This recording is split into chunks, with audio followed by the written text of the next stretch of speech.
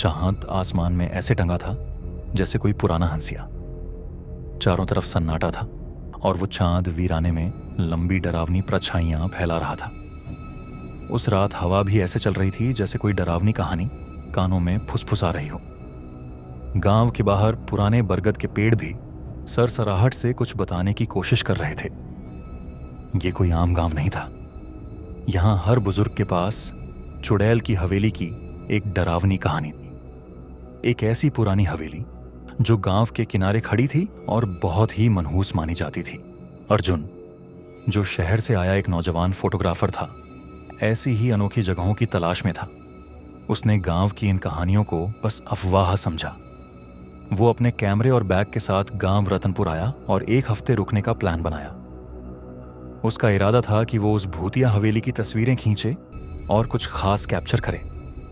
हवेली बहुत पुरानी और टूटी फूटी थी। खिड़कियां बिना कांच की थीं, जैसे किसी की खाली आंखें घूर रही हों। बड़ा दरवाजा आधा सड़ा हुआ था और ऐसा लग रहा था जैसे कोई सदियों पुराना राज छुपा हो। दीवारों पर काई जम चुकी थी और वो जैसे जमीन में धंसती जा रही थी। तीसरे दिन अर्जुन ने तय किया कि अब हवेली के पास जाएगा।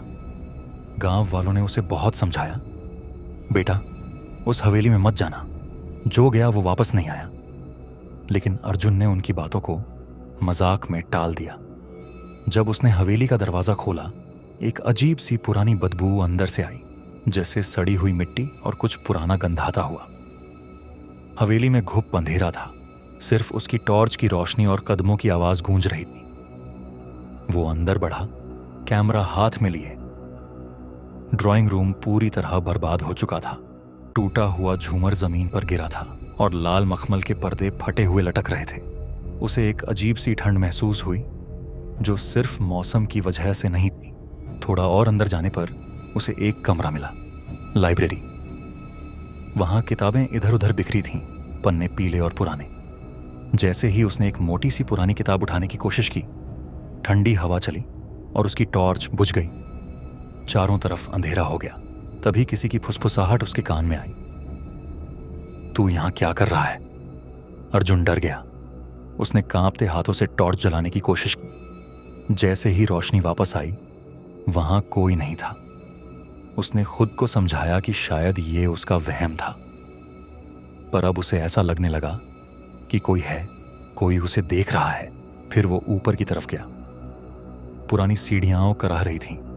ऊपर एक लंबा गलियारा था, जिसकी दीवारों पर पुरानी तस्वीरें टंगी थीं और जाले लगे थे।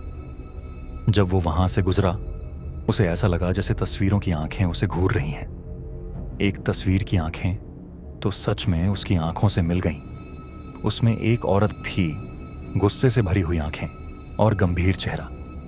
अर्जुन अब एक कमरे में पहुंचा जो बाकी कमरों से भी ज्यादा खराब हालत में था। एक पुराना बिस्तर बीच में था, जिस पर मटमैला और फटा हुआ पर्दा लटक रहा था।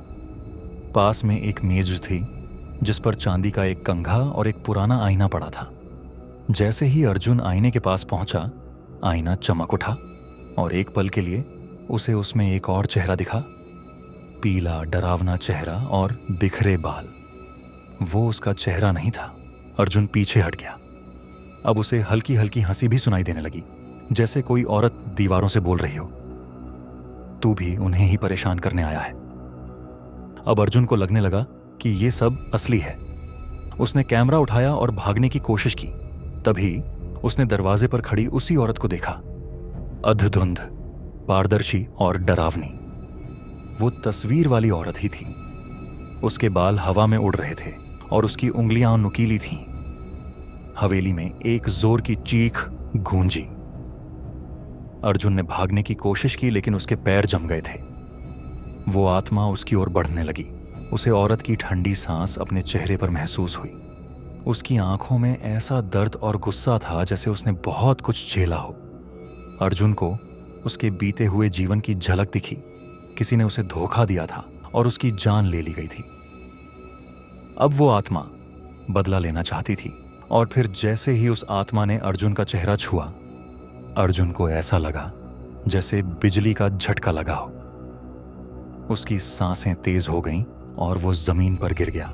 उसने जो आखिरी चीज देखी वो था हवेली का दरवाजा, जो खुद ब खुद बंद हो रहा था और हमेशा के लिए बंद हो गया।